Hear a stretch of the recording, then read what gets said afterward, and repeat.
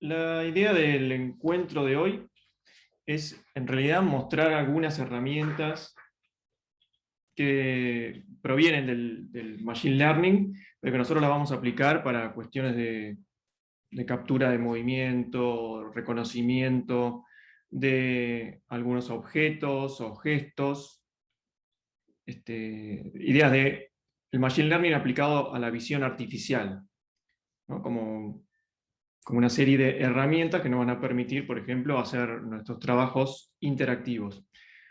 Este, lo que voy a hacer ahora, primero que nada, es hacer una pequeña introducción, de manera que voy a compartir acá, algo un poco atrevido de mi parte. Voy a hacer algo que en general no suelo hacer, que es hablar de algo que no sé. O sea, si algo de lo que no soy experto es sobre Machine Learning. Pero bueno, más allá de eso, de lo atrevido o impertinente de mi parte, me pareció que, digo, esto va a ser casi una especie de descubrimiento en tiempo real entre ustedes y yo. Es algo que, digamos, no es nuevo, sí es nuevo para mí. Yo lo empecé a investigar, a interesarme un poquito más hace muy poquito. Así que simplemente esto no pretende ser una clase teórica sobre Machine Learning, ni herramientas de visión artificial, así, nada demasiado sofisticado, sino básicamente es compartir lo que yo voy aprendiendo, encontrándome, que me da curiosidad, y el único objetivo y el hecho por el cual doy este tema el día de hoy, es porque me parece que estas herramientas, más allá de que yo todavía tampoco las tengo desculadas del todo, me parece que es como es el momento justo para mostrárselas, y que en todo caso, lo poco que yo pueda decir sobre esto, después ustedes puedan seguir investigándolo por su parte, pero creo que no deje pasar más tiempo, porque me parece que es el momento, ¿no? Es el momento ideal antes de que empiecen, sobre todo en el trabajo práctico que están haciendo sobre captura de movimiento, que mínimamente conozcan esto que les voy a mostrar. Y quizás ya lo conocen. Por eso digo, no sé qué, digo, no va a ser muy pretencioso esto. Algo que tengo que decir, esperen que lo voy a poner en modo presentación. ¿Se ve? Ahí está. Voy a sacar ventanitas de Zoom.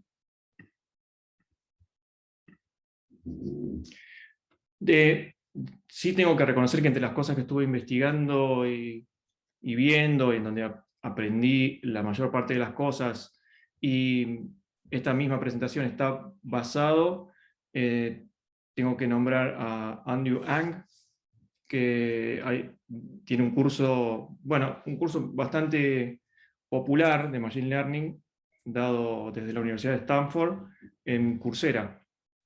Después les puedo pasar el link. Es un curso gratuito, está muy bueno, es como muy didáctico, y es una de las fuentes de información. Después, algo que vamos a ver específicamente, espero que lleguemos a ver un soft que diseñó Rebecca Fiebrick, que también tiene un curso donde, entre otras cosas, explica cuestiones generales de Machine Learning, y específicamente es aplicados a artistas y músicos en un curso en Cadence. Y finalmente, obviamente me topé con The Coding Train y los muchos ejemplos de Daniel Schiffman, que está trabajando sobre todo a partir de P5JS y una librería para P5JS que se llama ML5, que específicamente trabaja cuestiones de Machine Learning aplicados a JavaScript, ¿no?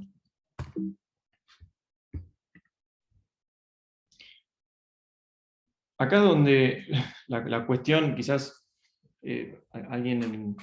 alguno de ustedes me pueda también ayudar con esto. No voy a hablar de la inteligencia artificial ni hacer toda una cuestión histórica. Lo que sí, por lo menos, como digamos, entender dónde estamos parados con el Machine Learning. La inteligencia artificial ya tiene muchos años, digamos, se podría remontar mucho más atrás de 1950, pero específicamente uno podría plantear esta línea,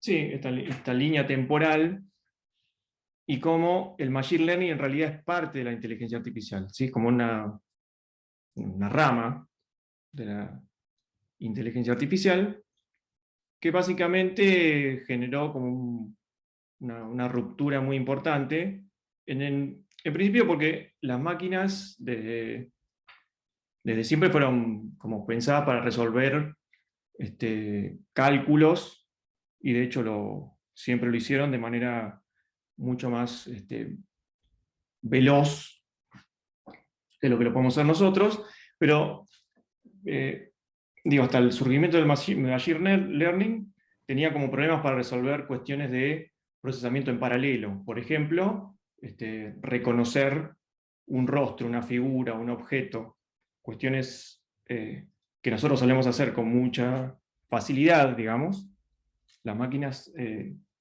hasta ese momento no lo podían hacer. Y actualmente dentro del Machine Learning en general, el aprendizaje profundo, el Deep Learning, es lo que está ahora también muy utilizado cuando se trata de analizar datos justamente en volúmenes de datos muy, muy grandes. En realidad, acá dice, en esta línea temporal que todo arranca en 1950, uno podría plantear un poquito antes, en la época de posguerra, en el 43, se planteó, yo no sé si lo tengo acá.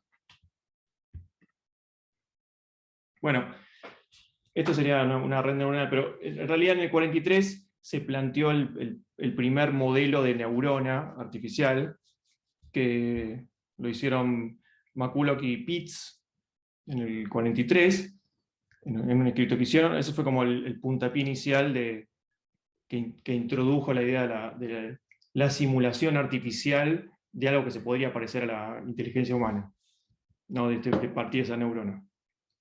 Acá, esta representación, este gráfico, en realidad está mostrando muy esquemáticamente una red neuronal profunda, en donde encontramos como en un montón de esos pequeños círculos van a representar las neuronas que están conectadas entre sí. Siempre en esta red tenemos una entrada a la izquierda, el input layer, que serían los datos de entrada, que van a alimentar la red neuronal, y una salida, que en este caso es la predicción de quién es el personaje que está en la imagen que entró, ¿no? Los datos de entrada serían las imágenes que la red neuronal tiene que reconocer, y la salida es si la reconoce o no, y en este caso le va a poner una etiqueta que la defina. Y en el medio está todo el proceso de reconocimiento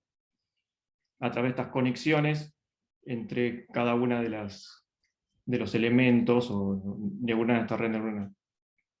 Por ejemplo, si vemos cada uno de estos layers o capas, en el caso de la red neuronal se llaman capas ocultas, aquello que no se ve, digamos, la caja negra de la red neuronal, digamos, lo que va a representar algorítmicamente la resolución del problema y la modelización digamos, crear un modelo acerca de cómo se puede reconocer, en este caso, un rostro, pasa por estas capas que van a ser un montón de análisis diferentes. Se pueden pensar, y de hecho lo son, como una suerte de filtrado de la información, que lo que permite es, en cada una de estas etapas, donde la información se va filtrando, es reconocer diferentes aspectos de esos datos de entrada, en este caso la imagen. Puede reconocer primero los bordes, después reconocer combinaciones de bordes e identificar partes, luego en una tercera capa podría reconocer los rasgos, y finalmente hacer la identificación de esa imagen, ¿no? Con algún tipo de resultado. En general, cuando se alimenta cualquier sistema, cualquier modelo de aprendizaje automático con algún dato. Si estamos haciendo una cuestión de reconocer o nomenclar o etiquetar ese dato de entrada, lo que me va a devolver es una etiqueta que lo define, por ejemplo, que este es George Washington, y un valor de probabilidad de que lo sea. O sea, como una especie de... una palabra que no me sale, pero sí, como un valor, tiene un nombre específico, entre 0 y 1, que me dice cuán exacto cree, en este caso la red neuronal, que acertó, aunque que su predicción es correcta. Entonces, después lo Te vamos a cuento ver. un poco, Sí, Matías, perdón. No, porque yo una vez programé una de las primeras versiones de estas cosas. sí, sí. Bueno, un poco como vos decías, bueno, la historia de la inteligencia artificial arranca con la historia de la computadora, van de la Bueno, mano, sí. ¿no? Casi la computadora fue un intento de... Y la inteligencia artificial se divide en muchísimas ramas, pero una de las ramas es la conectiva. ¿Por qué? Porque hubo una Sí. rama muy importante de la inteligencia artificial antes de la década del 70, que era la simbólica, Simbólica. en donde, digamos, se hacían análisis sintácticos, digamos, se trataba de resolver cuestiones de problemas de problemas que requerían inteligencia por el lado de los análisis simbólicos de las cosas. Exactamente. La rama esta empezó a crecer a partir de la década del 70 y, y pasa un poco esto que justamente está contando Matías, que es esta cuestión de, bueno, de que un sistema de una red neuronal tiene neuronas que envían estímulos a las neuronas de la capa que sigue. Pero no se programa cómo van a ser esos estímulos, sino que la red se entrena. Exactamente. Entonces, en realidad lo que se adquiere pasa es que las conexiones entre una neurona y la otra van adquiriendo pesos en ese entrenamiento, Sí. que hace que los estímulos lleguen más rápido o no lleguen, ¿no? Se los anula, por ejemplo, pero Ujú. eso lo hace la red sola en el entrenamiento, va Claro. acomodando sola sus pesos. Es muy loco, yo lo cuento porque yo programé una red backpropagation hace mucho para que reconociera la palabra sí, no dicha por mí, ver cómo una red aprende, el momento que aprende. Sí. Todo lo que era la inteligencia artificial simbólica no podía abordar un aprendizaje, que es lo que sí puede hacer Exactamente. la rama conectiva. Exactamente.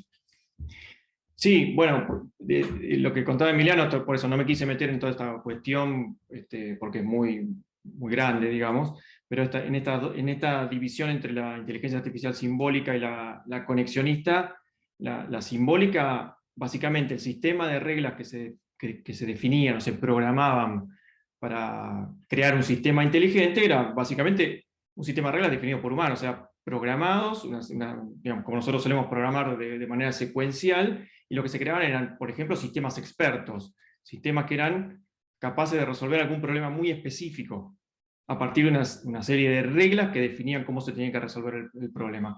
La diferencia con la inteligencia artificial conexionista, que es de donde surge el machine learning, por ejemplo, es esta cuestión de que el sistema se entrena a sí mismo. O sea, no tengo que yo definirle toda la serie de instrucciones para resolver el problema, sino que defino o pongo en funcionamiento una serie de algoritmos tales que permiten al sistema entrenarse y aprender en sí mismo, ¿no? Básicamente con los datos de entrada. Recién Emiliano hablaba de la retropropagación. La retropropagación fue como la clave que permitió que esto se explotara, digamos. Creo que fue Hinton en el 80 y pico. Es creo que vive todavía. Es como uno de los popes del machine learning que no sé si se inventó, pero descubrió el tema o propuso el tema de la retropropagación, el backpropagation, que fue como la llave para que todo esto funcione de la manera que funciona, que esto es que yo una vez que la red neuronal se entrena, los datos de salida vuelven hacia atrás para definirle, para empezar a como acomodarle las clavijas a cada una de estas neuronas, diciéndole cuál fue su aporte, cuál fue el aporte de cada una de las neuronas para resolver bien o mal el problema. Entonces, a decir, bueno, tuviste si me sigue faltando esa palabra que no encuentro, con una especie de puntaje que se le da que vuelve a definir y ajustar para que la red neuronal vuelva a trabajar y vuelva a hacer un nuevo intento. ¿Está bien? Pero la idea del entrenamiento de la red neuronal fue lo que, digamos, hizo explotar esta rama de la inteligencia artificial, ¿no? La otra El quedó término creo un que poco es rezagada. puntería en inglés, ¿no? Creo que es. ¿Cómo? Creo que es como el término de puntería en inglés, accuracy o Sí, algo así. sí, no me lo acuerdo. Capaz que sale ahora. Después que iba a explicar un poquito más la red neuronal, igual ya la pasamos, ¿no? Bueno, hablando de la neurona y este tipo de lógica y de redes, Rosenblatt, ahí lo tenemos a Rosenblatt con su sistema perceptron, que también fue uno de los... De hecho, a las neuronas a veces se les llama perceptrón, el homenaje a Rosenblatt y esta máquina loca, que en su momento era como muy pretencioso, porque cuando se difundían en los papers de ese momento era como, que decía que la máquina que podía repetir la inteligencia igual que lo hacían los seres humanos. Bueno, muy lejos de eso. En realidad podría resolver problemas muy, muy simples, como por ejemplo reconocer un triángulo o un cuadrado blanco sobre un fondo negro. Lo único que podía resolver eran esos problemas, estaba muy lejos de resolver algo parecido a lo que podemos hacer nosotros, pero digo, fueron esos primeros intentos analógicos, totalmente, fíjese las conexiones que se hacen entre cada una de estas unidades, el sistema sensorial del perceptrón. Si se pueden, algunas definiciones generales acerca de lo que es el Machine Learning. Una de las más conocidas, quizás más linda de las definiciones, dice que es el campo de estudio que da a las computadoras la capacidad de aprender sin enseñarles explícitamente. Hoy es justamente eso. Me hablaba de no tener que programar instrucción por instrucción para resolver el problema, sino que la computadora empieza a tener esta capacidad, que ya se parece un poquito más a como solemos resolver los problemas nosotros, que es aprender, ¿no? O por lo menos, obviamente todo esto está muy lejos de acercarse siquiera a la capacidad de lo que reconocemos como inteligencia humana, pero digo, ahora hay cosas que se están haciendo con Machine Learning que realmente asustan. Digo, si antes parecía muy lejos, ahora parece un poquito más cerca, que las computadoras se parejan a los humanos. Y otra definición de Mitchell dice que un programa de computadora aprende de la experiencia E con respecto a una tarea T y alguna medida de rendimiento P si su rendimiento en T medido por P mejora con la experiencia E. Parece un trabalenguas. Resumido, o sea, ¿cuándo una computadora aprende? Bueno, cuando mejora con la experiencia. Cuando puede, a partir de esos datos de entrada, resolver mejor las cosas, ¿no? Ahí, por ejemplo, en el ejemplo de un juego de damas, la experiencia E sería la experiencia del programa de jugar muchísimas veces una partida de damas contra sí misma. O sea, practicar. Bueno, la tarea sería justamente jugar a las damas, y la mejora o el rendimiento sería la probabilidad de ganar en la próxima partida con un oponente nuevo. Porque lo interesante de esto es que en el Machine Learning la definición y el aprendizaje se basa en los datos que alimentan, por ejemplo, entre otros algoritmos, a las redes neuronales, ¿no? Después podríamos hablar del sesgo de esos datos, pero en principio quiero decir esto, que es que los datos que alimentan, digamos, el sistema puede aprender gracias a los datos que se le dan para que lo pueda hacer. Y la idea es que se entrene con esos datos para luego poder generar otros datos nuevos o poder resolver problemas que eran nuevos y no son los datos que se le dieron originalmente para su entrenamiento. Es claro, además de lo que contábamos un poquito así rápidamente sobre la historia del Machine Learning, que esto, digamos, ¿por qué está en auge ahora? ¿Por qué explota la idea del Machine Learning? Bueno, básicamente por estas dos razones. En principio, hoy en día hay más datos que nunca, digamos. Vivimos en la era de los datos, gracias sobre todo a Internet, en principio, donde todo es absolutamente almacenado, guardado, revisado y analizado. ¿Está bien?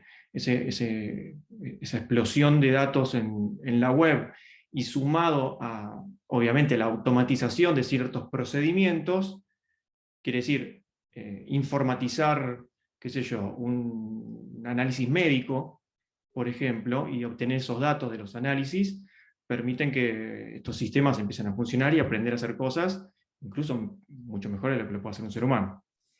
Y después, obviamente, la capacidad, el crecimiento de la capacidad de procesamiento de las computadoras, ¿no?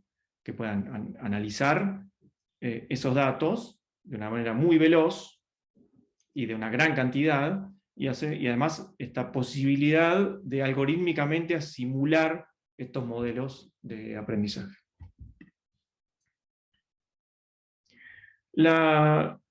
Digamos, los lugares donde podemos encontrar el Machine Learning, bueno, ahora muchísimos. Obviamente en todos en Google, por ejemplo, los buscadores, en los mails, los filtros que nos filtran qué mails van a entrar a la casilla de lectura, cuáles van a ser dados por un spam, están trabajando ahí seguramente una red neuronal que está permitiendo hacer ese filtrado, ¿no? Que va aprendiendo de aquellos mails que llegan, cuáles son considerados spam y cuáles no. Hoy en día, en la biología, esto también es un avance monstruoso. Bueno, en el descubrimiento del genoma humano, en el ADN, bueno, el descubrimiento de las vacunas para el coronavirus, se está trabajando con este tipo de tecnologías. En el diagnóstico, hoy creo que he dado el ejemplo de los análisis de diagnóstico por imágenes, en donde hoy en día hacer cierto, no es predicción, ¿cómo se llama? Un diagnóstico, que está puesto ahí, un diagnóstico sobre en un estudio por imágenes, hoy lo resuelve mejor una computadora que un médico, por ejemplo. Diagnosticar, por ejemplo, si en una tomografía se encuentra un tumor o no. Bueno, ni hablar en la ingeniería, bueno, en la informática va de suyo, en la industria, ¿no? Sistemas de fabricación adaptativa, cuestiones de seguridad industrial, etcétera, etcétera, en las finanzas, en el análisis de mercado, sobre todo digamos, empiezan a trabajar muchísimo sobre la idea de poder hacer predicciones sobre lo que le va a pesar, no sé, le va a suceder a algún determinado bien o mercado, básicamente para ganar o no perder dinero.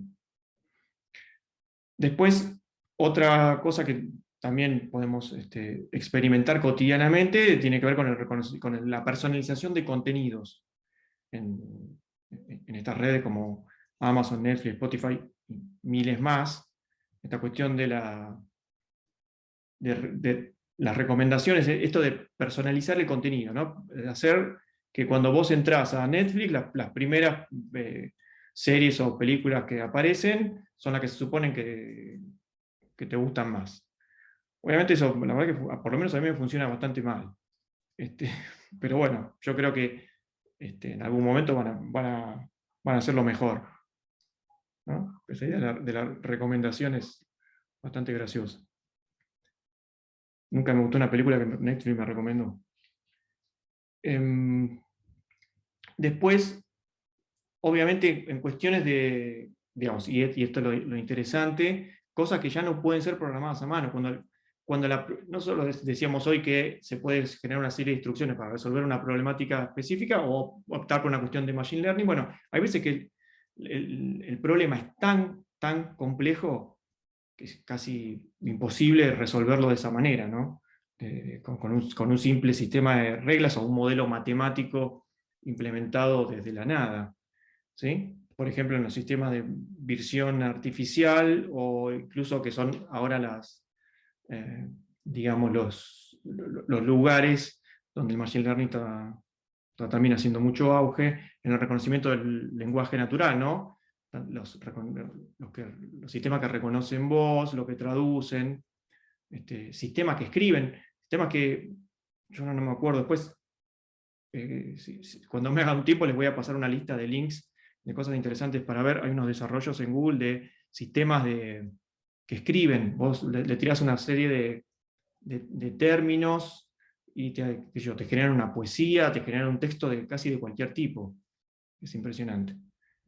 Pueden hacer esta simulación de la escritura de manera que muchas veces uno no puede reconocer si provienen de un bot, digamos, de una computadora o de un ser humano. Y bueno, por ejemplo, los vehículos autónomos, que, digamos, de nuevo, cosas que parecen de ciencia ficción, hoy, casi imposibles, hoy en día están empezando a suceder, con problemas, obviamente, pero bueno, cada vez, como decía antes, están más cerca. Y finalmente, el gran objetivo es digamos, que estos sistemas sirven a manera como de estudio para comprender el aprendizaje y la inteligencia humana, ¿no? Cómo funciona, más allá de tratar de imitarla o llegar a ser más o menos parecida o resolver la misma problemática. Al principio es la idea, bueno, que tenemos, que la humanidad tiene acerca de comprenderse a sí mismo. Entonces, como una especie de microconclusión intermedia, uno podría decir que el aprendizaje automático, el machine learning, trata de crear un modelo que nos permita resolver una tarea, ¿no? La idea de esta serie de algoritmos que van a definir un modelo. Se entrena el modelo usando gran cantidad de datos, otra cosa importante, y el modelo aprende esos datos y es capaz de hacer predicciones. Eso sería, muy en resumidas cuentas, la idea general de este aprendizaje automático. Y una cosa que me parece también interesante sobre esta idea de encontrar los patrones es la de crear nuevos contenidos. Hablamos de que uno entrena la red, por ejemplo, para que reconozca algo, pero también se puede entrenar con datos ya resueltos y generar nuevos contenidos. Hay muchísimas experiencias de sistemas que empiezan a crear música de manera algorítmica y generativa, con unos pocos datos o instrucciones, y música que, digamos, uno podría, en general suelen ser cosas con estilos parecidos a, pero de nuevo son máquinas que crean. También se podría discutir la idea de lo que es la creación, qué sé yo, pero por lo menos estos sistemas empiezan a ser como mínimo una buena manera de asistencia a la creación. Digo, para nosotros, desde el lado del arte, me parece que esto empieza a ser bastante inquietante e interesante de ver. Por ejemplo, hablando de nuevo contenido, seguramente habrán, no sé si se cruzaron con esto, estas dos imágenes son personas que no existen. Son personas creadas por una red neuronal profunda. Si quieren, entren a esa página, cada vez que entran a esa web, aparece un rostro nuevo, de alguien que no existe. Está simulado artificialmente a partir de bases de datos tremendamente grandes que empiezan a posibilitar estas cosas. Es impresionante el grado de realismo que tienen. Digo, apuntando más allá de la curiosidad, a esta cuestión de generar contenido nuevo, hacer algo más bien creativo. Y de nuevo se me ocurría ver este tipo de imágenes, que uno dice, nada, esto lo genera una computadora y la imagen es extremadamente bella. Esto es también un algoritmo que se descubrió en el 2015, que se llama Deep Dream.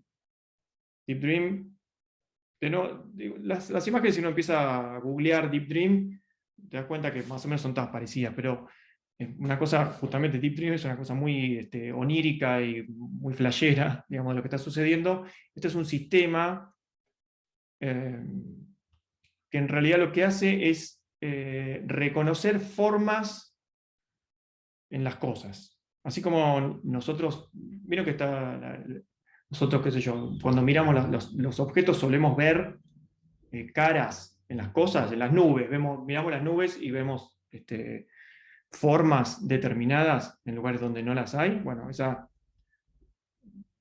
no iba a decir capacidad, pero esa, no sé, esa particularidad que tenemos nosotros de reconocer formas, sobre todo reconocer rostros en las cosas que tiene un nombre, eso se llama pareidolia.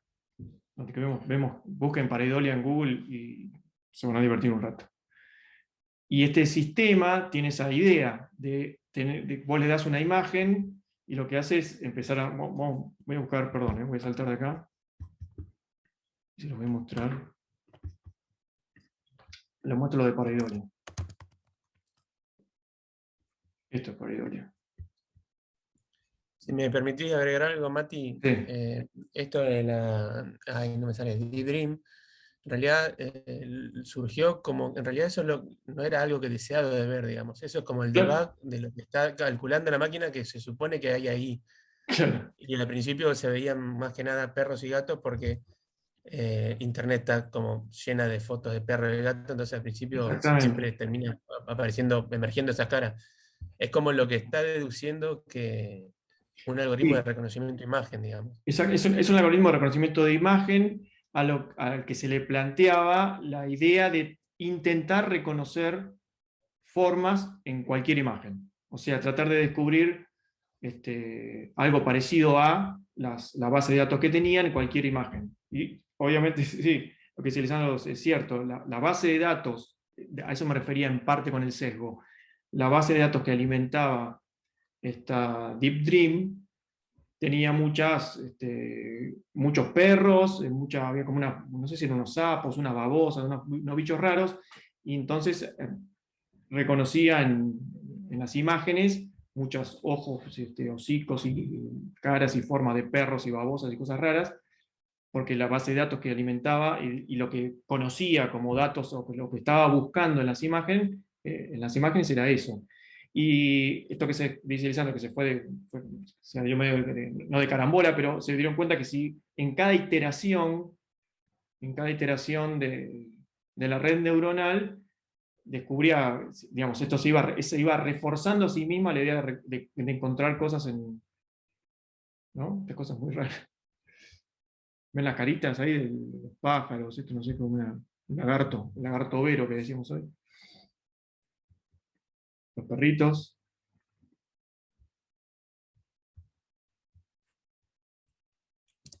Bien, digo, pero como esto, ¿dónde está? Digo, si bien no tiene la idea de ser algo artístico, se empieza a parecer un poco, ¿no? Digo, la idea interesante de que ahí puede haber algo. Bueno, esta idea de trabajos, el doodle, ¿cómo es la traducción? Garabato. Un garabato, gracias. De un garabato que vos, por ejemplo, dibujás este garabato y de repente te sintetiza una imagen de este tipo, que ya parece un cuadro, ¿no? Con este tipo de texturas y este tipo de trabajos similares a ciertas escuelas del arte pictórico, pero generados a partir de simplemente bocetar algo a mano alzada de manera muy rudimentaria. En el mismo sentido, esta idea de transferencia de estilo, ¿no? Donde uno puede tomar una foto original y hacerle que se parezca a alguno de los estilos determinados definidos en la red que va a sacar un resultado. ¿Está bien? Después, por ejemplo, ya esto sí, yendo a algo más específicamente artístico, digamos, el trabajo en imagen utilizando machine learning, redes neuronales y tal, se aprecian en trabajo como en este de Sofía Crespo, que si quieren después vayan a su web, tiene unos trabajos muy hermosos, donde se ven esas combinaciones, estas imágenes que en realidad resultan de la combinación de plantas y animales, ¿no? Entonces, estas formas extrañas y colores extraños que surgen de esa combinación. Y otros trabajos ya digamos, más cercano al arte interactivo. Son algunos de los trabajos, o muchos de los trabajos de Refik Anadol. También invito a que, si no conocen, es un artista americano, muy grosso, que tiene un estudio, bueno, tiene mucha plata, y tiene una serie de trabajos, sobre todo con imágenes que son impresionantes. Trabaja con una especie de interpretación poética de bases de datos gigantescas, de datos de diferente origen, para hacer simulaciones tridimensionales en esta suerte de cuadros gigantescos, ¿no? Tiene muchísimo trabajo de mapping, muy impresionante.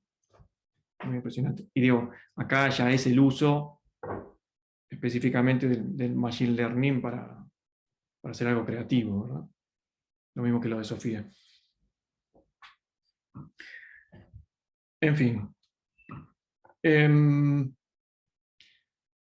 Importante saber que todo esto, en algún sentido, puede estar, bueno, sí, un poco lejos de lo que solemos hacer habitualmente, pero así como sucede con la mayoría de las herramientas que utilizamos, empieza a haber cada vez más cosas que están, primero, que son de código abierto, de código abierto, gratuitas, de un acceso más fácil, y con lógica que sí se pueden manejar. Estas son algunas de las, digamos, entre software y aplicaciones y librerías más conocidas, hay muchísimas más, que trabajan sobre Machine Learning en varios lenguajes. Los lenguajes de programación digamos, en los que mayormente se desarrollan el Machine Learning es Python, Java y C++. En realidad se cree que en realidad se trabaja más, digamos, o el origen de todo es Python, pero en realidad está, por ejemplo, TensorFlow está diseñado originalmente en C++. Y justamente TensorFlow es la más conocida, que es una librería desarrollada en Google, y las herramientas que vamos a ver hoy vienen originalmente de ahí.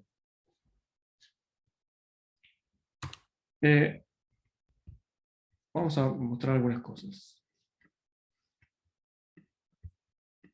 Si me quieren hacer una pregunta o algo, es el momento. En realidad, cuando quieran es el momento, pero ahora que voy a ir a buscar las cosas, me pueden interrumpir.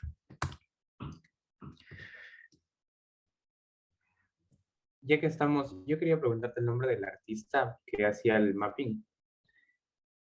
Refik Anadol. ¿Dónde está el chat? El último, mira, te muestro, me meto en la página un segundito.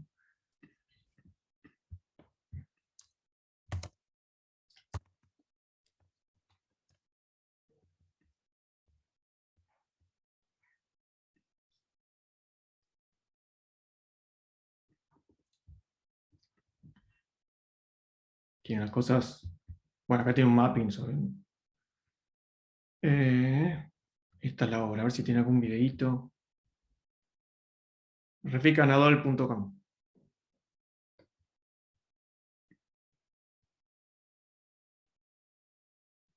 Después busquen, creo que se llama así, lo pongo en chat, OnFormative. OnFormative. Es otro estudio también que trabaja muy interesante. Quiero pasar las imágenes como está acá. Estas páginas son muy lindas, pero un poco amigables. Ahí está el cuadro. Quiero hacer un video. No hay un video acá. Bueno, para. Voy a buscar alguna otra que tenga video. Esta debe tener.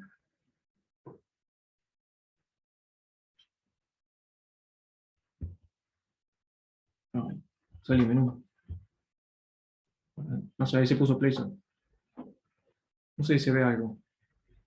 La simulación que tiene también trabajo de simulaciones. Estamos bien.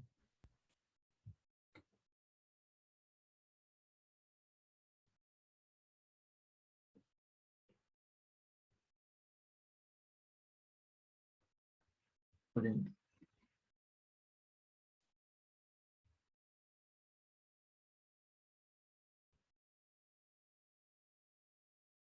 Y hacer simulación de fluidos. Miren eso. Impresionante. Está muy bueno el trabajo de la escala, ¿no?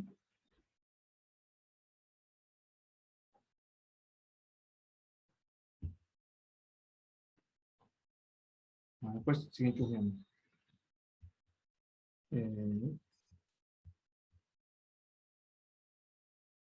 Voy a cerrar la página, me parece que funciona mucho. Bueno, ahora sí, vamos a algo más del hacer. Hay tres herramientas que les quería mostrar. Una es esta. A ver si anda. Ahí está. Me ven a mí con una cosa en la cara, ¿no? Bueno, esta herramienta se llama Face OSC. ¿Dónde está? Face OSC, que lo hizo el querido Kyle McDonald, que trabaja, él es, bueno, hace muchas cosas, también es un desarrollador y artista, trabaja en el equipo de Open Frameworks. Esta aplicación está hecha en Open Frameworks y él tiene una librería muy grande de visión artificial, y una de las secciones de estas librerías trabaja con el reconocimiento de caras y compiló, digamos, una pequeña herramienta de reconocimiento de cara. Este face se llama como mesh, esta especie de mascarita que me pone encima, y que envía esos datos del análisis por OSC. O sea, ahí donde me interesa mostrar esta herramienta. En el momento que esta herramienta te envía, no solamente hace el análisis, sino que te envía los datos por OSC. Voy a mostrar algún receptor, ¿no? Face OSC. Acá, Face OSC.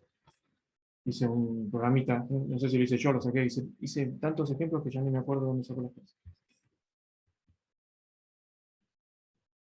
Un receptor, no, este debe ser de receptor. Ahí está. Esta es mi carita en processing. Ven cómo está reconociendo.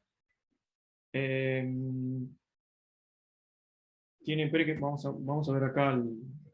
Me está, digamos, en la pose detection, me está definiendo el centro de la posición de la cara, la escala, la relación de escala de eso, y la orientación. La orientación se refiere a esto, ¿no? El movimiento sobre los ejes de la cabeza. Esto, pero me falta uno, y esto.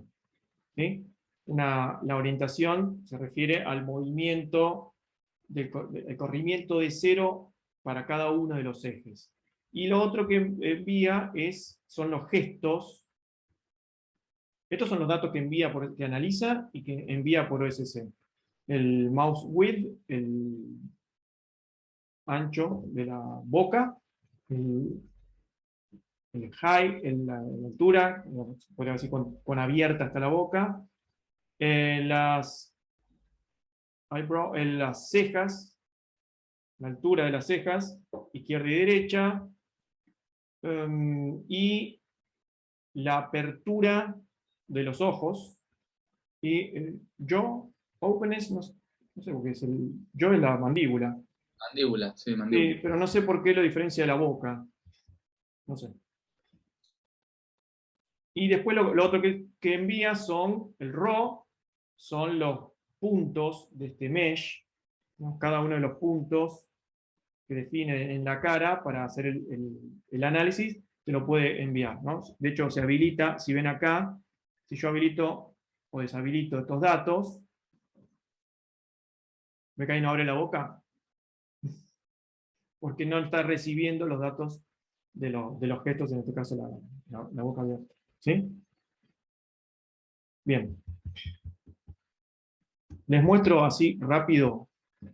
Obviamente todos estos ejemplos se los voy a pasar, pero les hago un pasaje de cómo está armado y cómo recibe los datos. Obviamente, como trabaja con OSC, necesito levantar la librería de OSCP5 de Processing, definir, esto ya lo vimos, y si no están los tutoriales en YouTube, por eso lo voy a pasar rápido. Defino un objeto OSCP5 al que en el setup lo voy a inicializar con un puerto. Este es el puerto de comunicación de OSC. ¿Por dónde van a ir los datos? ¿A qué lugar lo apunto? O sea, este número tiene que coincidir con el servidor, en este caso la aplicación de detección de rostros Face OSC, está enviando por el puerto 8338. Así que presten atención con cada una de las aplicaciones, que esto va a ir cambiando y se puede modificar, obviamente en el receptor y en el emisor también. Ahí tiene un archivo que voy a ir a buscar ahora, aplicaciones, Face OSC, hay un archivo settings, perdón que lo abro, les muestro esto porque si después me olvido y les surge hacer una modificación, me van a odiar. Por ejemplo, tengo configuraciones de cómo va a funcionar la aplicación. Algo importante es, por ejemplo, qué cámara usa. Si no detecta la cámara, y ustedes tienen más de una cámara, probablemente tengan que modificar este valor, ¿no? Son los dispositivos encontrados en la máquina, en este caso está usando mi cámara 1, que es la de la compu. Esto no habría que tocarlo, digamos, serían el alto y el ancho. Perdón, estaba diciendo mal, no es en Use Camera, es en acá, en Devices. El número de dispositivo, el ancho y alto de la captura. Acá, se puede usar ahora entiendo, cámara, si le pongo cámara 0, lo que va a hacer es ir a buscar este archivo para hacer el análisis. En lugar de hacerlo por cámara en tiempo real, lo va a hacer sobre un archivo. Y acá está el puerto. Acá es donde digo, el host le va a hablar a una red local, digamos, quiere decir que la aplicación que recibe está en la misma computadora, y este es el puerto, ¿no? Así que si necesito modificar, ahí están los datos. Dije que lo inicializo, y después lo que va a suceder, esto es un método que no sé si lo vimos, no es muy difícil, está en la referencia de OSC, es cómo yo puedo recibir la información. Estas son las etiquetas, ¿no?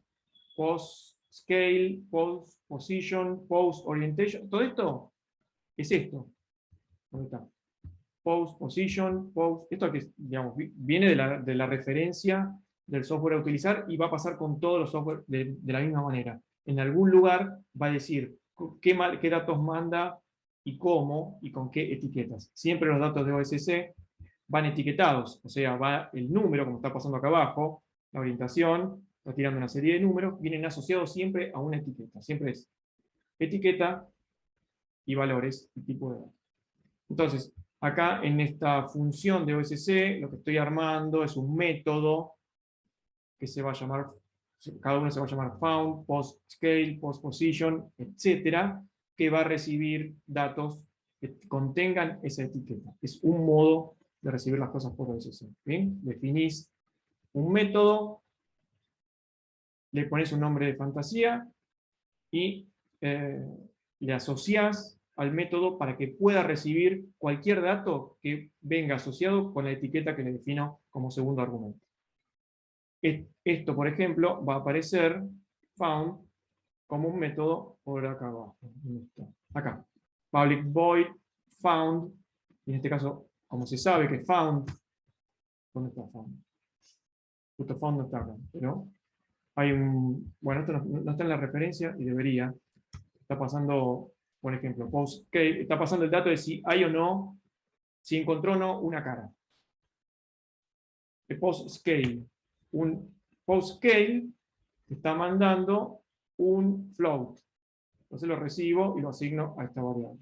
Y así con cada dato. Por ejemplo, la posición me da obviamente dos datos flotantes en XY y se los asigno a esta variable pos que está definida como un vector. ¿Sí? O sea, los datos de entrada se los estoy asignando a todas estas variables, definidas en el encabezado. ¿Sí? Son variables globales a los que les cargo los datos que vienen por SC de la aplicación, en este caso FaceOSS. ¿Vamos? Y después dibuja. Si encuentra una cara, o sea, si found es mayor que 0, o sea, hay una cara para dibujar, dibuja. Y ubica en función de los datos que entraron cargados en esas variables la carita simulada. ¿Está bien? No muchas más vueltas. Ese es el modo de recibir la información para esta aplicación, ¿verdad? A ver si puedo hacer hice algunos ejemplos, no sé qué va a funcionar todo esto, pero les muestro alguna aplicación más. Matías, ¿qué pasa cuando hay más de una cara? No sé si ya está a probarlo. No sé, justo acá no tengo otra cara. ¿Ven? Se me fue la cara, ¿no? Se me deformó. Te dice, a ver, déjame ver. Te lo separa por cara, déjame ver. ¿No A tenés veces una revista a mano para mira, probar? terrible. ¿Cómo? ¿Una revista a mano no tenés ahí para probar? ¿Una revista? No, yo sé que puedo hacer. El tema es cómo lo va a recibir, ¿no? Pero, cara. No sé qué va a hacer. ¿No? Necesito una cara. A ver. ¿Dónde está? Agarra una sola. Ahora que tengo dos. No, elige una. Una u otra.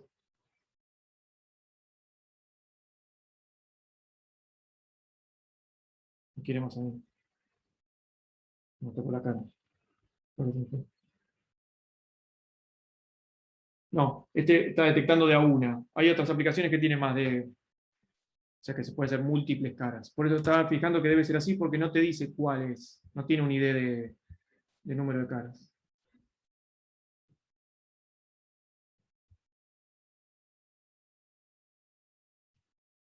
Después hay otro. A ver. Si lo puedo. No, sí, lo puedo probar, pero voy a hacer lío. El Face Mesh. Bueno, lo probamos. Esperen que hagamos un par de cosas. El,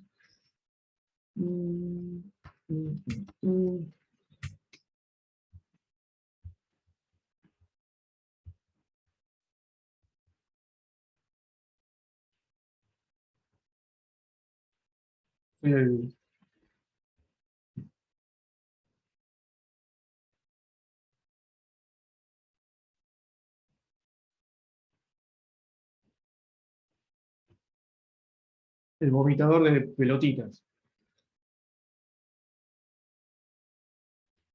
Una estupidez atómica, pero lo que hice fue tomar la posición y la orientación, no sé, no estoy diciendo la orientación. Definí, vamos a buscar, o sea, toda la captura de los datos es la misma. Lo que voy a usar, voy a buscar por acá, esto.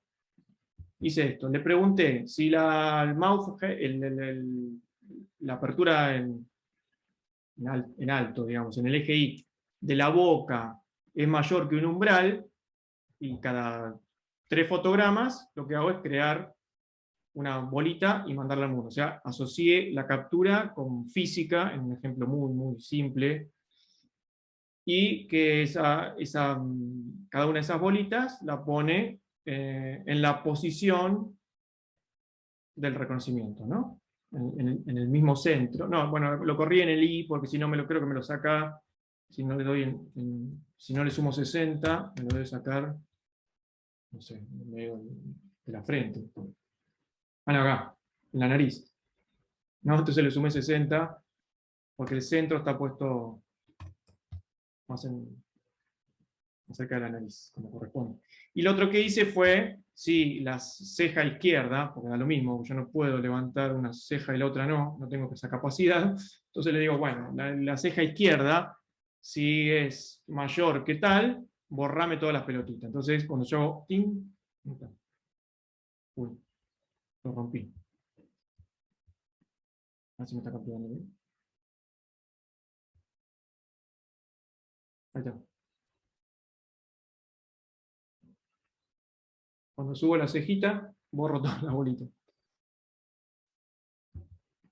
Bien. Esto para hacer una vinculación muy, muy simple con librería de física. A ver esto.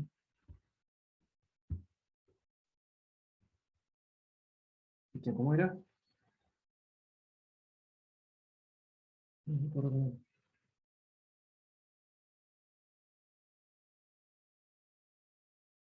Este con la orientación.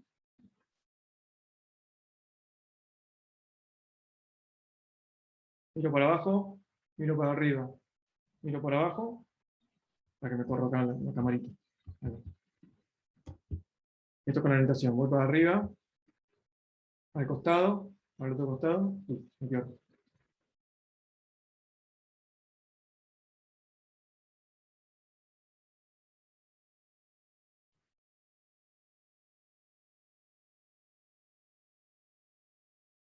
Vamos a ver qué se ve.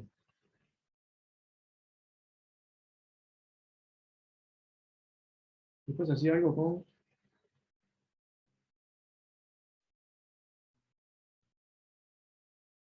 cuando sonrío atraigo las pelotitas. ¿Dónde está? Me quedo con eso.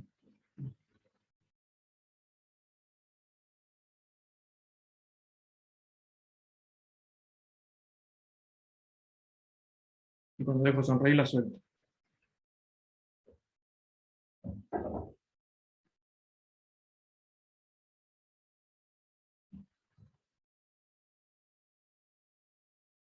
Muy lindo, muy lindo. Muy bueno, Estoy Matías. aburrido, veo documentales del Castor. O juego a esto. ¿Cómo detectar la sonrisa en términos de código, Matías?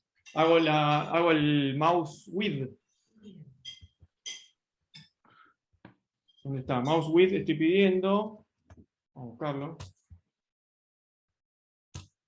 Acá, de nuevo. Si el mouse width es mayor a un umbral, o sea, en este caso el umbral, no sé cuál es, 16, porque no sé, el número que me da ponerle es entre 12 y 20, 12 cuando no hago nada y 20 cuando me río mucho.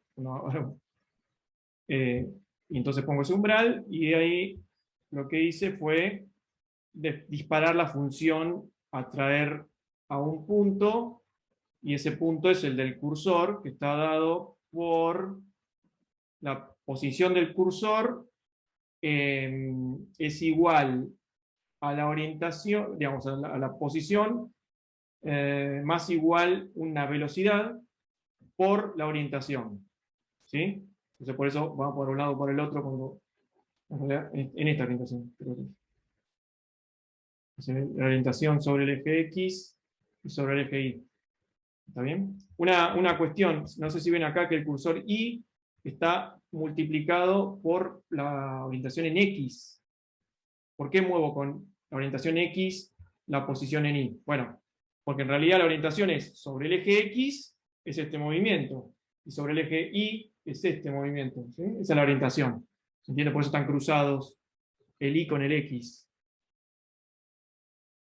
Nada, después lo restringo y ya. Es muy, muy simple. ¿Está bien? Después tengo otro, pero nunca me funcionó. A ver si lo tengo. ¿Lo hice o no lo hice? No sé si lo hice. A ver.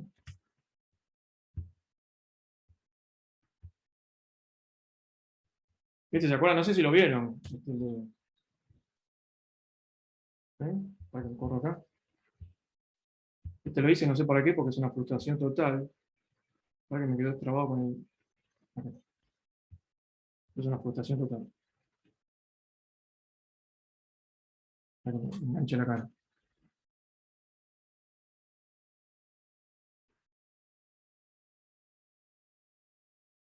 No.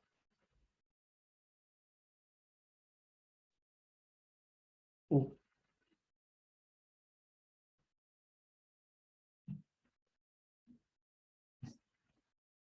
Mirá mi cara de estúpido.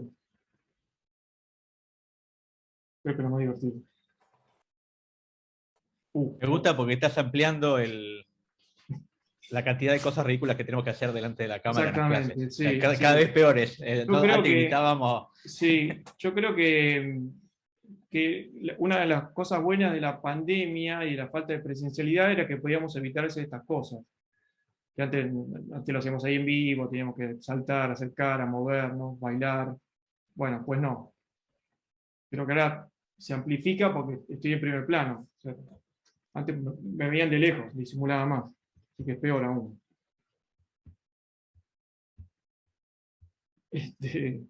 Bien.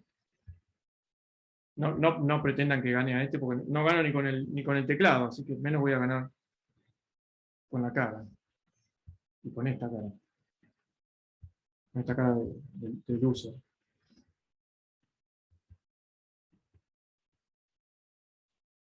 A ver, le voy a mostrar otra cosa. Le voy a mostrar este. En realidad, este sí que no lo hago por varias razones. Estoy bastante con mi cara. Como para que encima tengo que ahora sí bailar por Zoom. Otro soft también muy similar, por eso lo busqué de esta manera, es con la misma idea del ¿cómo se llama? El Face OSC, o sea, una aplicación que te detecta la cara, qué sé yo. Bueno, este lo hace con el pose, con la estimación del esqueleto del cuerpo. Entonces puedo detectar, a ver si lo tengo por acá, Pose OSC. Vamos a esperar. Pose Estimation, esto lo deben conocer. Que haces un reconocimiento de las, acá está, ¿no? De las partes del cuerpo en una imagen bidimensional. O sea, se entiende que todo esto es gracias a que hay un sistema de Machine Learning, o hay un modelo de Machine Learning que está puesto en funcionamiento, que fue entrenado con muchísimas imágenes a lo que se le definía la parte del cuerpo y el sistema aprendió a hacerlo, lo mismo que con la cara o lo que sea, ¿también? Lo impresionante de esto es que puede hacerlo lo que antes se hacía con una Kinect o con las cámaras tridimensionales o los sensores tridimensionales, ahora se hacen con una cámara común, con una cámara 2D, obviamente con sus falencias y dificultades, pero más o menos las mismas que antes estaban con los sensores, o que están aún con los sensores tridimensionales o más sofisticados, o los que están específicamente diseñados para eso, ahora lo hacen con cualquier cosa.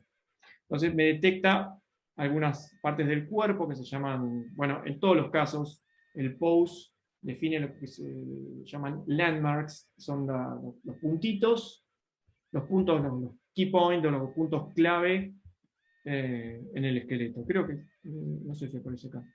Pero bueno, tiene esta definición, por ejemplo, ¿no? Son todos más o menos iguales, ¿ven? Del 0 en la cara, ¿dónde está?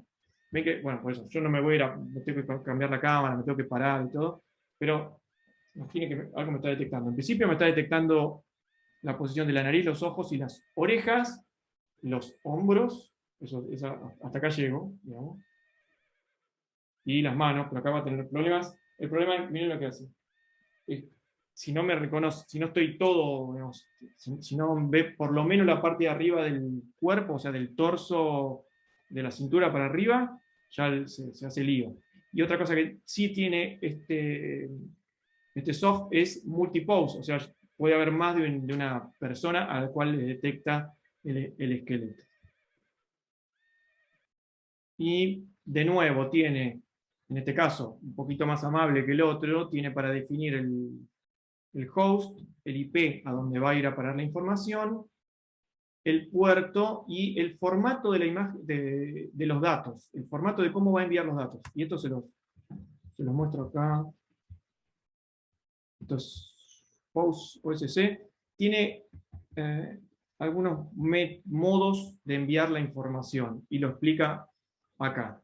Uno es este ADDR, sería de address, donde envía al igual o de manera parecida a lo que hacía Face OSC, cada uno de los datos de manera separada con una etiqueta, ¿no? Te dice la cantidad de poses, o sea, la cantidad de personas a las que pudo detectar el esqueleto, el ancho y el alto. Esto es porque, esto también lo tengo que acordar, en esta aplicación el X y el Y no te lo manda normalizado, sino que te lo manda en esta relación, o sea, 0 a 640, 0 a 480. Algo que no estaba bien resuelto, pero bueno, por lo menos tienen la gentileza de avisarte por OSC cuál es la resolución que está manejando la cámara para que puedas acomodar los datos. ¿Sí? Esto es importante saberlo, cómo vienen esos datos, porque si dice el X es 0.5, quiere decir que está normalizado en la mitad de la pantalla, o el X es 320 y en la mitad de la pantalla. No es lo mismo, pero cuando querés manipular ese dato de manera, digamos, que querés dibujar algo en esa posición, es necesario saberlo. Los key points, ¿no? Cada una de las partes, ¿no? ¿Cómo se llama? Muñeca, codo, hombro, no sé, la cintura, la rodilla, todo eso. Y te mando un score, bueno, acá tengo una palabra que no es la que yo estaba buscando, pero el score es este puntaje. Esto es lo que yo decía cuando, ¿vieron? Cuando quiero reconocer una foto y no solo le pongo una etiqueta, sino que también puedo definir cuán preciso cree el sistema que es para haberlo reconocido. Bueno, esto es el score. Dice, es 0.7, estoy 0.7 seguro de que es una rodilla. ¿No? Es eso. O que aquí hay un esqueleto, una cosa así. Con lo cual uno podría filtrar el ruido de estas cosas que aparecen, que probablemente tengan poca seguridad de que es una persona. Entonces uno podría hacer ese filtrado de ruido dándole bolilla solamente a las cosas que tienen un score más cercano a 1. Bueno, este es un método. El otro método es el XML, que es el que está en el ejemplo que recién abrí no sé si lo abrí, lo corrí en Processing, que es mandar por OSC los datos empaquetados como si fuesen en formato XML, con lo cual hay que desarmar esos datos. El ejemplo lo trae de esa manera. En formato JSON o en formato AR, que sería el crudo de los nodos, digamos, de los key points, sería la cantidad de poses por 1 más 17 por 3. Esos son los 17 puntos más 1, que no me acuerdo qué es, si es el centro de no sé qué cosa. Son 17 nodos por 3, ¿por qué? Porque son el X y Z, te devuelve el X y Z de cada uno de esos puntos. Entonces, la cantidad de datos que van a llegar asociados a esta etiqueta van a ser este valor. Bueno, son 52 por cada una de las poses que reconozca, con lo cual el dato puede tener 52, 104 y así. Entonces yo tengo que saber que los primeros corresponden a la primera persona, los segundos 52 a la segunda persona, y están ordenados de esa manera. Si quiero leer, si quiero descular cuál era, no sé, la posición XY de la rodilla derecha, tengo que saber rastrearlo en esa ristra completa de datos que vienen en ese arreglo. ¿Bien? Y no mucho más. No abrí el receiver, pero acá está el receiver. No lo voy a explicar, pero nada, lo pueden leer, no es muy complicado. Arma una clase keyPoint y una clase pose, que sería para dibujar todos los keypoints y el esqueleto. Acá carga todos los datos que van llegando. Acá está el OSC. Bueno, no importa mucho esto. Acá tiene una función para dibujar las rayitas, digamos, los huesos, supuestamente los huesos.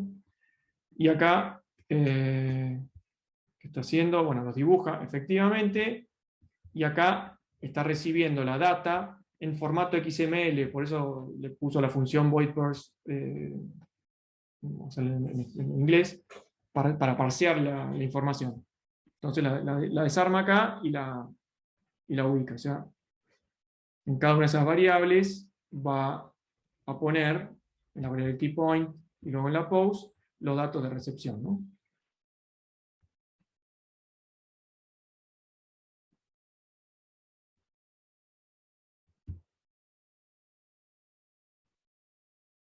Ya está llegando.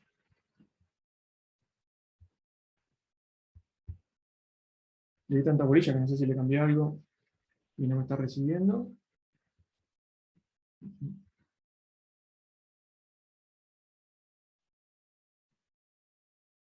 ¿Quiere cambiar algo? Bueno, después lo reviso. No me quiero detener en esto.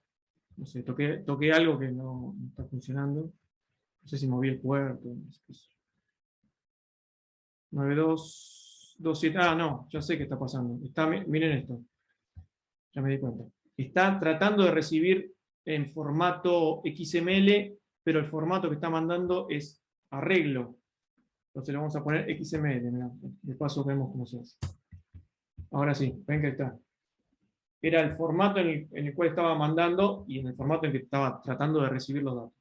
Bien, ahí estoy recibiendo en processing los datos del análisis del post. Bien. Perdón la velocidad, si me quieren interrumpir y preguntar algo, por favor, pero prefiero mostrarles más cosas que detenerme en ellas porque lo van a poder ver sin problema, no es demasiado. Y el otro que les quiero mostrar es HandPose, HandPose, que lo que hace es reconocer la mano. Vamos a buscarlo. HandPose OSC, me pregunta si puede usar la cámara. Nosotros ni me preguntaron, sí, un poquito más amable, contemplador. Me va a preguntar. Entonces, tengo el receiver. HandPose, acá tengo un receiver. Vamos a ver ahí en la manito, ¿no? De nuevo, los landmarks, los puntitos o nodos de cada uno de los puntos de la imagen. Yo acá tengo el receptor, de nuevo tira todo por OSC. Ahora vemos el código si quieren, pero vamos a ver esto. Uy, lo abrí acá arriba, perdón. Acá está. Acá está pulgar, índice. Yo lo que hice fue, en el momento que se acercan, en realidad no cuando se tocan, sino cuando se acercan, estoy detectando, ven acá que dice up, cierro, down. Abro up, cierro down, como le parece clic y soltar, ¿no? Clic y soltar.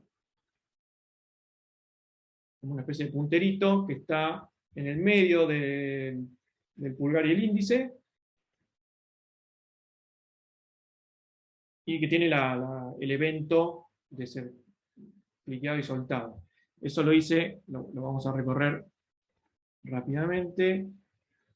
Bueno, declaré un p-vector para los puntos, en este caso x, y del índice y del pulgar, y uno para el puntero, para el azul que aparece en el promedio entre los dos, o sea, en el medio de las dos posiciones.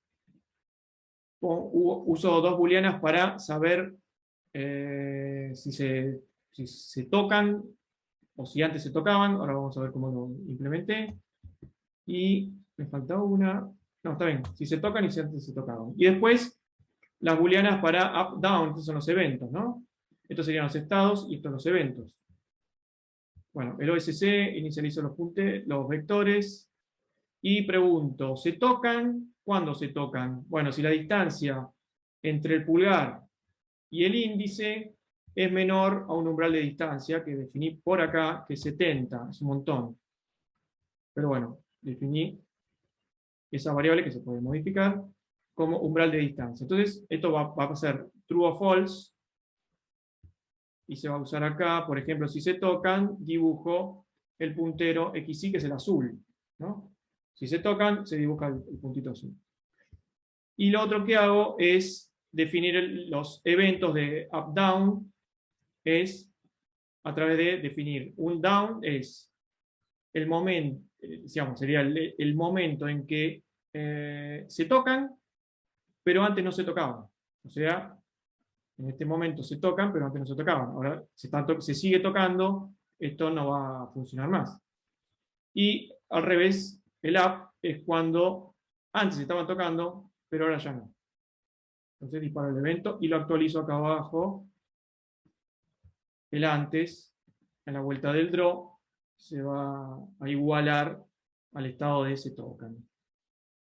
Y nada más. Ah, bueno, el punterito, el punto intermedio lo hago con un lerp a la mitad, entre el x y de cada uno, y ya. Y hago el print. Fin. ¿Está bien? Y a ver algún ejemplo. Tengo el de los landmarks acá, si les interesa, para que se lo muestre nada más. Arriba para arriba. Acá estoy mandando los landmarks y los estoy imprimiendo, hago el dibujito, los meto en un vector y lleno ese vector con cada uno de los puntos que me está enviando el dato, y si necesito utilizar o mover cada uno de los puntos de la mano. Este es Acá un pregunta homenaje si se puede ver las dos manos. No, este solamente tiene una mano. Solamente me detecta de una mano. Este es un homenaje a Emiliano. A ver si llega a funcionar esto, me consagro.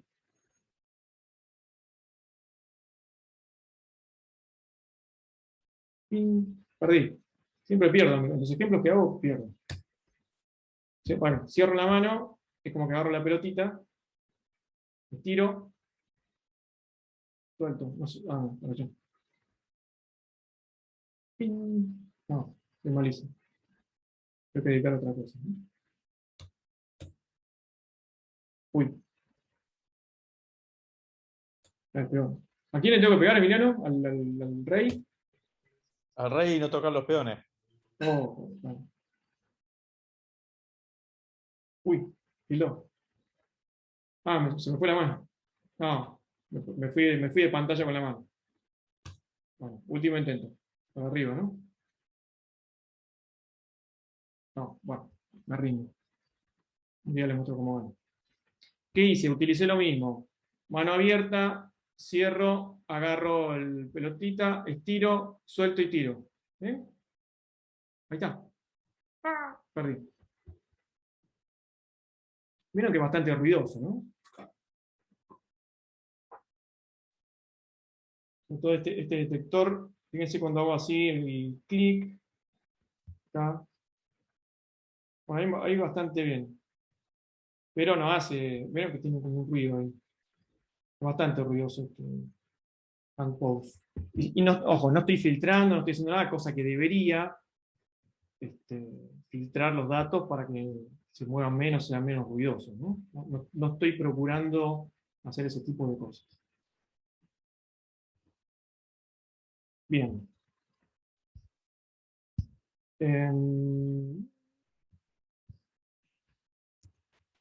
¿Qué más? Hay otra aplicación. No sé si la muestro ahora. Bueno, no, prefiero mostrar otra cosa. Ya estoy como. Me ha pasado el tiempo. Yo tengo una pregunta, Mati, si puede ser. Sí, sí. Recién el Han OSC decía 15 FPS en una esquinita. ¿Puede ser? Sí. ¿Eso es por la cámara o es porque el algoritmo puede ir a esa velocidad? No, porque puede ir a su velocidad. ¿El hand era? No lo Sí, vi. había como un grafiquito ahí en la esquina Sí, arriba que decía sí, sí, 15. sí. Sí. Bueno, esto es JavaScript. Está montado, este creo que es JavaScript. Está montado sobre, sí, igual no tiene bueno, no sé cómo lo ven ustedes, pero no tiene, por ejemplo, en la imagen no tiene latencia, y en el envío tampoco, ¿eh? Ah, buenísimo. O sea que Eso que los FPS son bajos, pero la verdad no se nota, ¿eh? No se nota. Bien, hasta ahora lo que vimos son herramientas que utilizan Machine Learning ya aplicado en un modelo para reconocer cosas. Por ejemplo, que tengan esa capacidad de definir o de descubrir o de interpretar en una imagen bidimensional plana de una cámara esas poses, esas características o features de la mano, de la cara, del cuerpo, lo que sea. ¿Está bien? Ya está el modelo cerrado, es para lo que fue entrenado y es lo que sabe hacer. Ahora, ¿qué pasa si nosotros queremos hacer otra cosa? Por ejemplo, reconocer un gesto en el cuerpo, qué sé yo, si hago, no sé, una pose, hago la grulla, si hago la grulla, así, no me acuerdo, no se la voy a hacer, pero habrán visto Karate Kid, o hay una serie nueva que no sé si hacen la grulla, pero no me acuerdo cómo se llama, Cobra Kai, la serie. Bueno, hacen la grulla. Bueno, no solo reconocer, porque ahí me están tirando los puntos, yo quiero reconocer esa pose. Si yo quiero reconocer algún gesto particular de la mano o de mi cara, digo, estar contento, uno va a decir, bueno, tomo solamente el mouse with, y uno va a decir, bueno, estoy contento. Pero si quiero hacer algo más sofisticado en cuanto a reconocimiento de gestualidad particular, porque acá me está tirando los datos que reconoció, pero no me dice si yo hice 2, hice 3, cerré el puño. Digamos, si yo quiero empezar a identificar ese tipo de cosas, ya es más complejo, ¿no? Ahora, también podría usar otro sistema de Machine Learning que yo pueda entrenar, que yo le pueda enseñar para que me defina qué son esos gestos. Voy a mostrar, a ver si puedo, alguno rápido.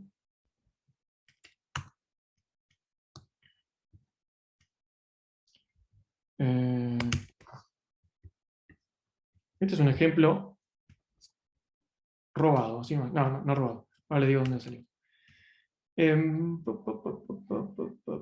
Bueno, tengo que abrir esta aplicación. Esta aplicación, vieron que yo nombré a Rebecca Friedrich. Bueno, Rebecca hizo esta aplicación que se llama Wekinator, quizás la conozcan. Esta aplicación, básicamente lo que tiene es un montón de algoritmos internos a los cuales yo puedo entrenar para generar modelos. El tipo de entrenamiento que utilizo es un entrenamiento supervisado, o sea, yo le tengo que, además de darle los datos, le tengo que decir entrenarlos positivamente con esos datos, les doy los datos y les digo cuál es la respuesta correcta sobre ese análisis que tienen que hacer, y después lo que puede hacer después de entrenar esa red, se va a generar ese modelo capaz de reconocer gestualidades o datos similares a esa entrada. Es una aplicación gratuita que se puede bajar, se utiliza y es súper práctica, pero tiene modelos que acá vemos algorítmicamente cómo funcionan, y trabaja de nuevo con OSC, o sea, recibe datos de OSC y devuelve datos de OSC resolviendo algún tipo de clasificación o progresión o lo que sea, resultado de un modelo de Machine Learning, lo envía a cualquier lado. Y yo obviamente puedo decir por qué puerto recibe, por qué puerto sale, cuáles son los datos de entrada, o cuáles son las etiquetas de los datos que va a recibir en la entrada y cuál es la etiqueta en las cuales va a devolver esos datos. O sea, y todo esto es absolutamente configurable. ¿Bien? Vamos a hacer alguna mini pruebita. Yo tendría que explicarle algunas cosas de cómo esto funciona a nivel un poquito más teórico, pero sin esta hora no voy a alcanzar a hacerlo. Se los explico si puedo mientras lo hago. Entonces, aquí abrí el... ¿cómo se llama? Wekinator. Vamos a hacer una cosa, espera. Mira, voy a saltar, voy a hacer una cosa violenta. Voy a saltar. Listo, no voy a usar este ejemplo. Vamos a usar algo que ya hicimos.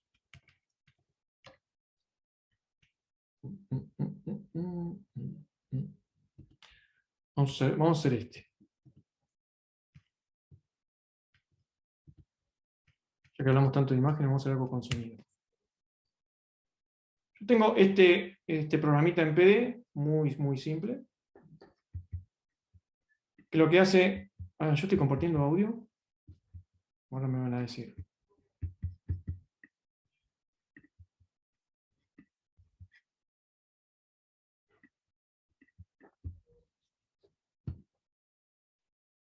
Tengo 10 minutos para hacer todo.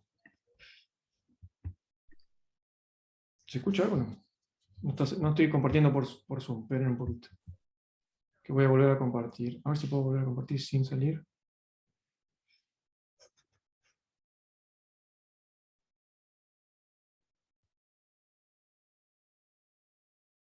No sé. Bueno, esperen. No sé hacerlo sin salir. Voy a compartir otra vez. Compartir sonido. ¿Se escucha algo? ¿Se escucha algo? Sí. Bien. Ok. Esto es un patch que hace FM, no importa. ¿Ya la voy como cambiando el sonido? Bueno. Lo que vamos a hacer es... Vamos a usar...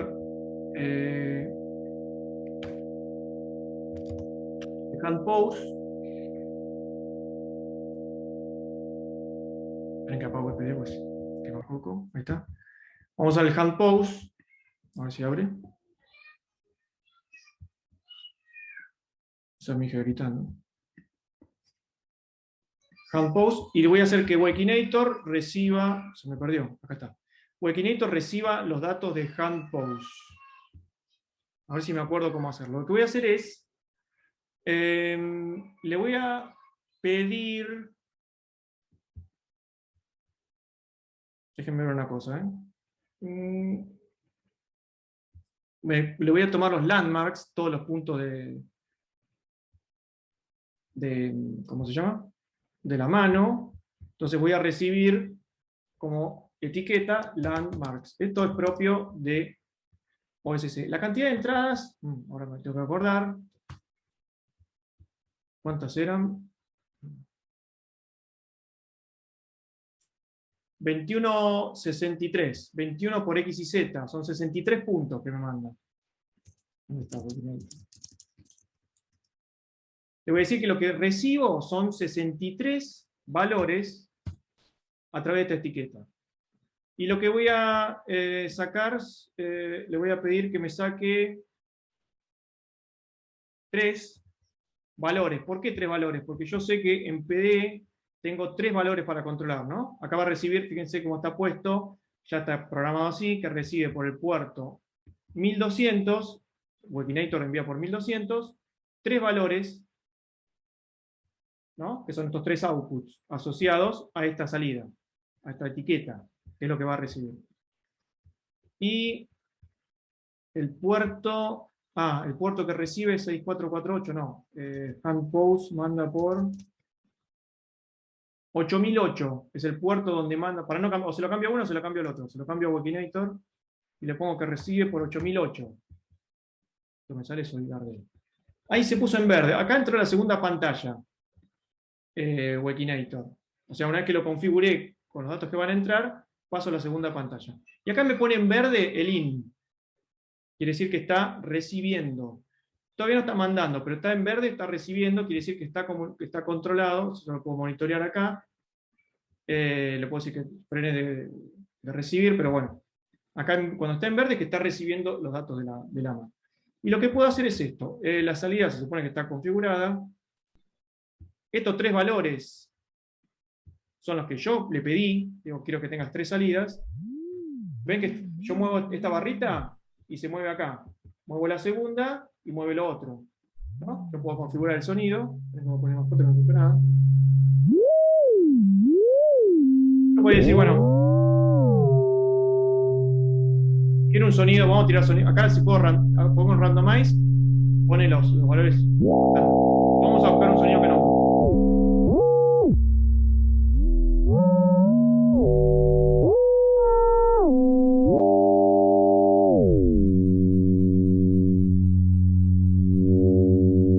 Vamos a hacer así. Este sonido me gustó. Ponele. Y le digo que quiero que haga ese datos y le voy a decir a Wekinator que empiece a grabar. ¿Qué cosa va a grabar? Va a grabar todos los datos. Graba todos los datos de los puntos que le están entrando en estas posiciones. Entonces yo empecé a grabar. Listo, deja de grabar. Lo que hice fue, y ven acá que empieza a sumar puntos. Estos son los datos de análisis que le acabo de dar a mi sistema de aprendizaje. Le digo aprender, que es la mano así. Y vamos a buscar otro sonido. Espera. Sonido diferente. Ponele, bueno, el otro sonido. Vamos a agarrar este. Y le digo que haga ese sonido cuando la mano esté cerrada. Entonces, ese me gustó. Listo, esos parámetros me gustó. Y ahora le digo, cierro la mano y digo, empezá a grabar. Listo. Grabo algunas muestras, ¿no? Y vamos a probar. Ahora lo que hago es, lo puedo entrenar. Ya tiene los datos de entrada. Ahora el sistema se va a entrenar. Lo entreno. Ping. Y se pone acá. Se entrenó el primero, se entrenó el segundo, y se va a entrenar el tercero. Acá el sistema en este momento se está entrenando con los datos que le acabo de pasar. Y lo que hago ahora es, voy a prender acá, le pongo run, o sea que se active.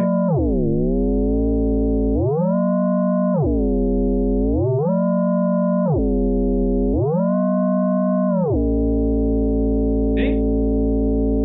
O sea, acabo de crear un sistema entrenado que aprende el gesto que yo le doy. Una cosa súper sencilla, pero podríamos hacer un tercer gesto. Vamos a hacer así.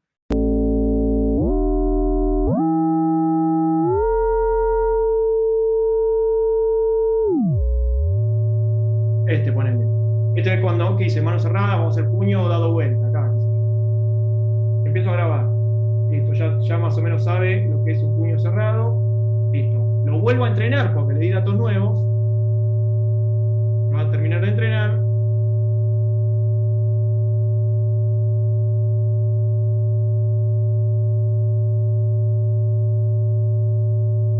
Y ahora lo pongo en funcionamiento. Lo uno.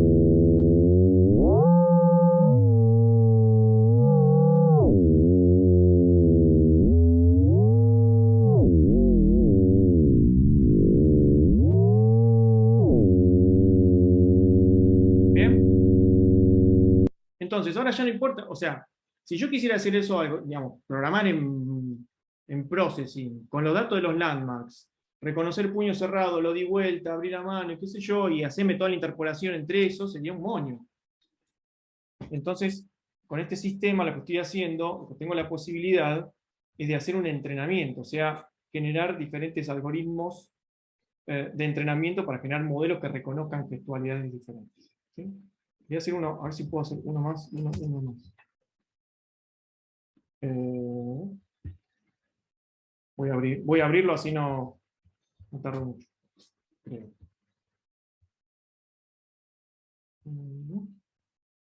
Yo grabé y les puedo mandar.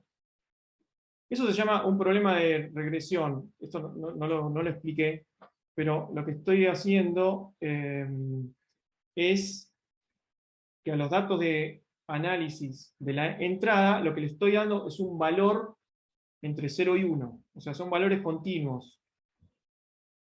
Eso se llama regresión en el análisis de identificación, ¿no? Multinator. A ver si lo puedo abrir.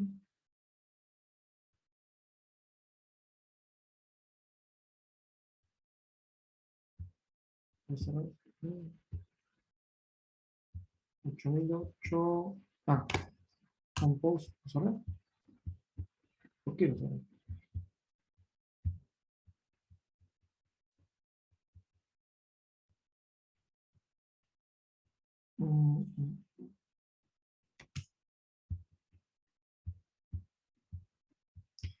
Eh, uy.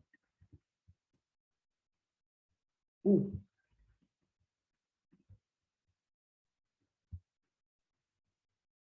Ahí va. A ver si funciona de una. Se supone que ya lo entrené. No sé si va a funcionar bien, pero.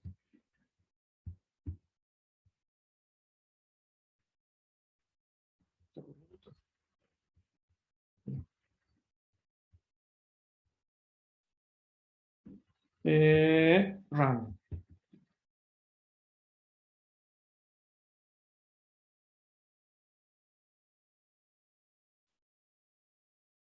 ¿Ven? Entrené a mi sistema para que reconozca piedra, papel, tijera, piedra, papel, tijera, piedra, papel, piedra, papel, tijera. En este caso lo que estoy haciendo es lo que se llama una clasificación. Esto es, identificar, no me está dando un valor continuo, sino que me está definiendo una clasificación etiquetada. Quiere decir que reconoce el gesto que le doy, que le paso, y lo etiqueta. Tiene una única posibilidad. Cada uno de los gestos que estoy mandando no es un valor entre 0 y 1 de posibilidad de lo que podría ser, sino que directamente le dice, bueno, este valor es de la etiqueta 1, la etiqueta 2 o la etiqueta 3, según el gesto que haya alimentado. ¿Sí? Les muestro dónde yo podría cambiar eso. Cuando abro, voy a cerrar acá el Wikinator. Esto también. Al Wikinator yo elegí, cuando hice el primer ejemplo, lo que definí el tipo de algoritmo que va a utilizar, cuando le pongo all continuous, es eso, es la regresión. Digo, le nombro este término para que después lo puedan buscar cómo funciona. El otro es el classifier, el clasificador. ¿Sí? Cuando yo quiero detectar algo, un objeto, esto es tal cosa o es tal otra, y quiero que me devuelva una etiqueta, que no importa, puede ser un string o un número, le digo classifier. Entonces, y le digo cuántas clases quiero reconocer. En el piedra, papel o tijera, lo que pedí es reconocer 3 clases, nada más. ¿Sí? Hago, bueno, los seteos, lo mismo que hice para el otro, 8008, cantidad 63, 63 entradas. Y de output es una sola salida con 3 clases. Acá me creo.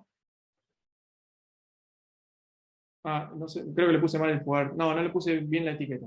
Bueno, no importa. Entonces yo lo que haría es decir a qué clase corresponde el gesto 1, empiezo a grabar, dejo de grabar, hago otro gesto al número 2, empiezo a grabar, dejo de grabar, y hago el 3, empiezo a grabar, hago el 3, empiezo a grabar, dejo de grabar, y después entreno la red y la hago correr. ¿Sí? Ese sería el paso. Un caso es el de clasificación y otro caso es el de regresión, si quiero hacer algo continuo. Pero lo importante y lo tremendo de esto, de este soft que hizo Rebeca, es que aprende. Le puedo enseñar, puedo entrenar mis propias redes neuronales con distintos algoritmos, diferentes problemáticas, pero lo importante es que yo puedo interactuar gestualmente con este tipo de herramientas. Después les voy a pasar la web, pero lo buscan por Wikinator y les va a aparecer. Bueno, me quedo sin tiempo. En fin. Bueno, estoy corriendo casi, ¿no? Me quedé con la gana de ver un poco más de lo otro, pero bueno. Por lo menos se lo pude mostrar. Así que no sé si tienen alguna pregunta así de último momento.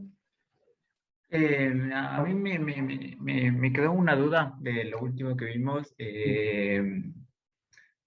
Técnicamente necesita una red profunda para entrenar eso. La red profunda que la elige dependiendo de cuántos nodos le pones. Es automático, es decir. No usa red profunda.